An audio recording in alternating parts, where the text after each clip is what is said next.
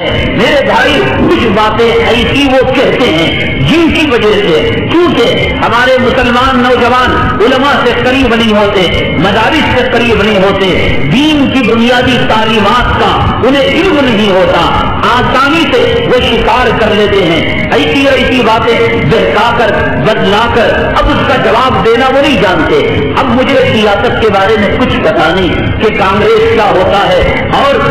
بھاجپا کیا ہوتا ہے، بی ایس پی کیا ہوتی ہے، دل کیا ہوتا ہے، بڑا کیا ہوتا ہے۔ جو پارٹی میں میں جاؤں گا، کانگریس میں جاؤں گا، کانگریس کا نیتا تقریر کرے گا، میں سمجھوں گا دنیا میں اس سے بہتر کوئی جماعت نہیں، اور جب دل میں جاؤں گا اور دل کا کوئی نیتا تقریر کرے گا، میں سمجھوں گا دنیا میں اس سے بہتر کوئی جماعت نہیں، اور جب جاؤں گا بی ایس پی میں، آپ دیکھیے نجمہ ہبت اللہ مسلمان کو پیدا ہوئی، اب تک مسلمان کہہ رہی تھی اور اس نے کانگریس کو خیر بات کہہ کر اس نے بھاجپا کے مذہب کو اور دھرم کو، مسجد کے جانے والوں کو، گجرات کے اندر ماؤں اور بہنوں کی عزت لوٹنے والے کے مطلب اور مذہب اور جو ہے سیاست کو اس نے سینے سے لگا لیا۔ جو جانتے ہیں وہ پہچانتے ہیں۔ اب میں نہ جانوں سیاست کے بارے میں، جو آدمی جس پارٹی کے بارے میں کہے گا ہم اس کو تسلیم کر لیں گے۔ سب سے بنیادی خرابی ہمارے معاشرے کی یہ ہے،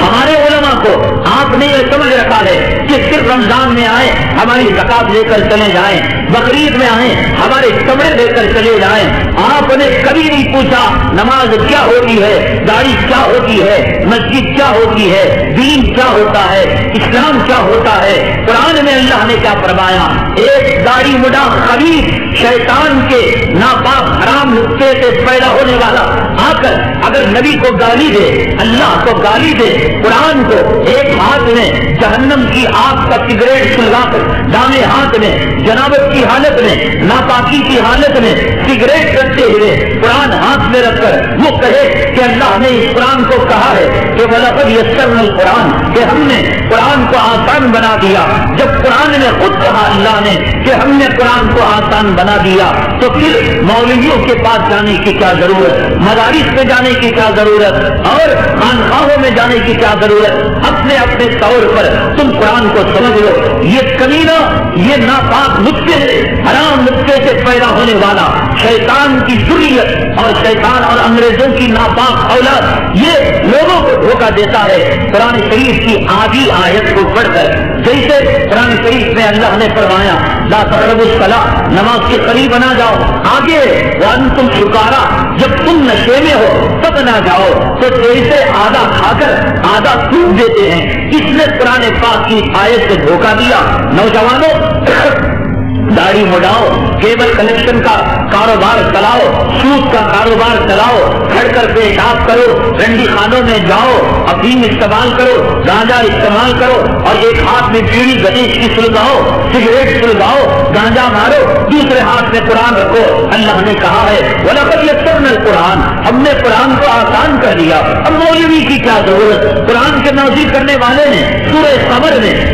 سورہ رحمان سے پہلے کہہ دیا کہ ہم نے قرآن کو آسان کر دیا۔ یہ کمینہ دھوکہ دیتا ہے۔ آگے اللہ نے فرمایا فَهَلْ مِن مُدَّكِرٍ، کیا کوئی عبرت حاصل کرنے والا ہے، نصیحت حاصل کرنے والا ہے؟ یعنی قرآن اس کے لیے آسان ہے جو نصیحت حاصل کرے، عبرت حاصل کرے، قرآن کے فن کو جانے، علم تفسیر کو جانے، فقہ کو جانے، اور لغت کو جانے، اور نحو کو جانے، صرف کو جانے، اس کے لیے جو علوم لازم ہیں ان علوم کو جانے۔ میرے بھائی دنیا میں اللہ تبارک تعالیٰ کتابیں دے کر اور لوگوں کو کتاب سمجھنے کے لیے کتابیں چھوڑنا ہوتا، اللہ تبارک تعالیٰ توریت تور پر رکھ دیتے اور بنو اسرائیل کو کہتے بنو اسرائیل تم آؤ اور توریت لے کر چلے جاؤ، ہم نے اس کتاب کو آسان کر دیا ہے، تمہارے من میں جو آئے ایسے عمل کر لینا۔ اللہ حضرت موسیٰ کو توریت کے سمجھانے کے لیے نہ بھیجتے، اللہ تعالیٰ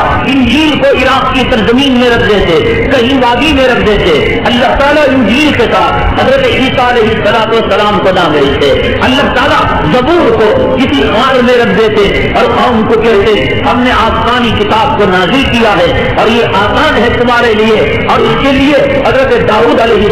السلام کو نہ بھیجتے، اللہ تعالیٰ صحف کو بھیجتے، صحیفوں کو نازل کرتے اور قوم ابراہیم کو کہتے اس کو پڑھ لو سمجھ لو، حضرت ابراہیم کو اللہ تعالیٰ مبعوث نہ فرماتے، اللہ تعالیٰ قرآن شریف کو غار حرا میں رکھ دیتے، غار ثور پر رکھ دیتے، اللہ تبارک تعالیٰ مکے اور مدینے کے کسی پہاڑ پر رکھ دیتے اور مسلمانوں کے گھروں میں بھیج دیتے اور کہہ دیتے تم خود اپنے آپ سے سمجھ لینا اللہ نے نبی کو کیوں بھیجا، اس کا مقصد یہ بتایا والذی بعث فی الامیین رسولا منہم یتلو علیہم آیاتہ ویزکیہم ویعلمہم الکتاب والحکمہ۔ نبی کو بھیجنے کا مقصد یہ ہے یہ نبی قرآن شریف کو بتائے، قرآن شریف کو سمجھائے۔ صحابہ کائنات میں قیامت تک آنے والے لوگوں میں سب سے بڑا مقدس طبقہ ہے، مطہر طبقہ ہے، طاہر طبقہ ہے، متقی طبقہ ہے، صاحب ایمان والا طبقہ ہے۔ اللہ نے ان کے ایمان کی مثال کلام پاک کے اندر ارشاد فرمائی ہے وَإِنْ آمَنُوا بِمِثْلِ مَا آمَنْتُمْ بِهِ فَقَدِ اهْتَدَوْا، تمہارا ایمان صحابہ کے ایمان سے مل جائے تو تم کامیاب ہو جاؤ گے۔ اصحابی النجوم بِأَيِّهِمْ اقْتَدَيْتُمْ اهْتَدَيْتُمْ، ان صحابہ کرام کو اللہ نے قرآن دے کر یہ نہیں کہا کہ اپنے طور پر سمجھ لینا۔ آج اگر کوئی کلیمہ، کوئی لوفر، کوئی ذلیل، کوئی انگریز کی ناپاک رشتے سے پیدا ہونے والی اولاد اگر یہ کہتی ہے کہ قرآن اپنے آپ سے سمجھ لو، وہ جو ہے قوم کو ضروریات دین سے دور رکھنا چاہتا ہے، نماز سے دور رکھنا چاہتا ہے، زکات سے دور رکھنا چاہتا ہے۔ آپ سے قرآن سمجھیں گے نہ ہم داڑھی رکھنا چاہیں گے، نہ نماز پڑھنا چاہیں گے، نہ حج کرنا چاہیں گے، یہ سب سے بڑا فتنہ ہے۔ جناب محمد الرسول اللہ صلی اللہ علیہ وسلم کے دور مبارک کے اندر نہ گھڑیاں تھی اور نہ ہی یہ الارم تھے، یہ جو سحری کی جاتی تھی اللہ تبارک تعالیٰ نے کلام پاک میں ارشاد فرمایا کہ حتیٰ یتبین لکم الخیط الابیض من الخیط الاسود من الفجر، کہ سفید تاگے اور کالے تاگے کا فرق جب تک تمہیں معلوم نہ ہو اس وقت تک تم سحری کر سکتے ہو۔ اللہ کی عزت و جلالت کی قسم، اللہ کی عزت و جلالت کی قسم، کروڑوں کروڑوں پیرانے پیر آ جائیں، کروڑوں افضال پیدا ہو جائیں، لاکھوں خواجہ اجمیری پیدا ہو جائیں، لاکھوں خواجہ نظام الدین پیدا ہو جائیں، لاکھوں جو ہے فرید الدین گنج شکر پیدا ہو جائے، عظیم نارتوی پیدا ہو جائے، رشید احمد گنگوہی پیدا ہو جائے، ساری دنیا کے سجدے ایک طرف اور صحابی کا سجدہ ایک طرف۔ اللہ نے صحابہ کرام کا مقام اتنا اونچا کیا ہے لیکن ان کو بھی اجازت نہیں تھی کہ اپنی منمانی سے کلام پاک کو وہ سمجھ لیں۔ جب یہ آیت نازل ہوئی صحابی ایک تکیے کے نیچے دو تاگوں کو انہوں نے رکھ لیا،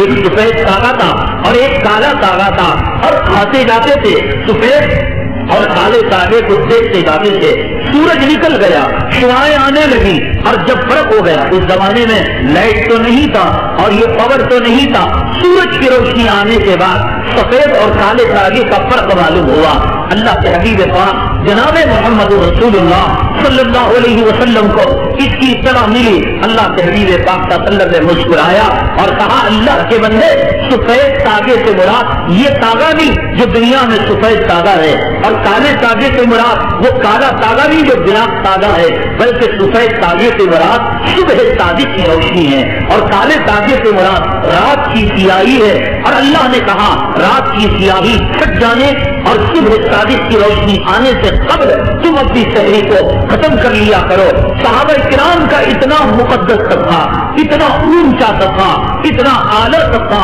اور اتنا بابرکت طبقہ وہ کلام پاک کو اپنے طور سے سمجھنے سے قاصر رہا۔ ایک داڑھی مڈا، ایک خرابی، ایک انگریز کا ایجنٹ، ایک ہاتھ میں سگریٹ پینے والا اور ایک پکڑنے والا، داڑھی مڈانے والا، ایک پیر بتائے، ایک مرشد بتائیں، ایک صحابی بتائیں، ایک امام بتائیں، ایک تابعی بتائے جس نے داڑھی کو منڈایا ہو۔ داڑھی کو منڈانے والا قیامت تک ولایت کا لباس کو نہیں پہنایا جاتا۔ ولی وہ جس کے ظاہر میں بھی تقویٰ ہو اور جس کے باطن میں بھی تقویٰ ہو، ولی وہ جو قرآن کو سمجھنے والا ہو، ولی وہ جناب محمد رسول اللہ صلی اللہ علیہ وسلم کے دامن کو تھامنے والا ہو، حدیثوں کا انکار کرنے والا امت کو دھوکہ دینے والا، امت کو فریب دینے والا اور امت کو آزمائش اور ابتلا میں فتنے میں مبتلا کرنے والا میرے بھائی یہ زمانے کا سب سے بڑا فتیر انسان ہے، شر پسند انسان ہے۔ اگر ان کے بارے میں آپ غور کریں، ان کی نسل جا کر انگریزوں سے ملا کرتی ہے، ان کے بارے میں غور کریں، ان کی نسل جا کر ملتی ہے عبداللہ ابن سبا سے، ان کی نسل جا کر ملا کرتی ہے اس وقت کے زمانے سے جب ہندوستان کے اندر انگریزوں نے ترکوں سے لڑائی کی تھی اور مسلمانوں کو کچھ سرقریب مسلمانوں کو انہوں نے بنایا تھا جو سرقریب مسلمان انگریزوں کے کارنامے کی توصیف کیا کرتے تھے اور علماء دیوبند کے کارناموں کو کفر سے تعبیر کیا کرتے تھے۔ ابھی کچھ ہی دیر کے اندر ان کا میں آپ کے سامنے پوسٹ مارٹم کروں گا، ان کا حسب بیان کروں گا، ان کا نسب بیان کروں گا، ان کا حسب و نسب اکبر کے اس زمانے کے علماء سو سے جنہوں نے اکبر کو فتنے دین الہی کے اندر مبتلا کیا۔ اکبر پیدائشی بددین نہیں تھا میرے بھائی، اکبر پیدائشی طور پر بے نمازی نہیں تھا، کٹر مذہبی جنون کی حد تک مذہبی انسان تھا، پنج وقتہ نمازی تھا، تہجد گزار تھا، چہرے پر سنت تھی۔ یہ علماء سو کا سلسلہ ان علماء سو سے جا کر ملتا ہے، ملا عبد القادر بدایونی سے، عبداللہ سلطان پوری سے، ابو الفضل سے، فیضی سے، یہ وہ کتے تھے علماء سو کے جنہوں نے اکبر کو دین الہی کے فتنے کی ہوا دی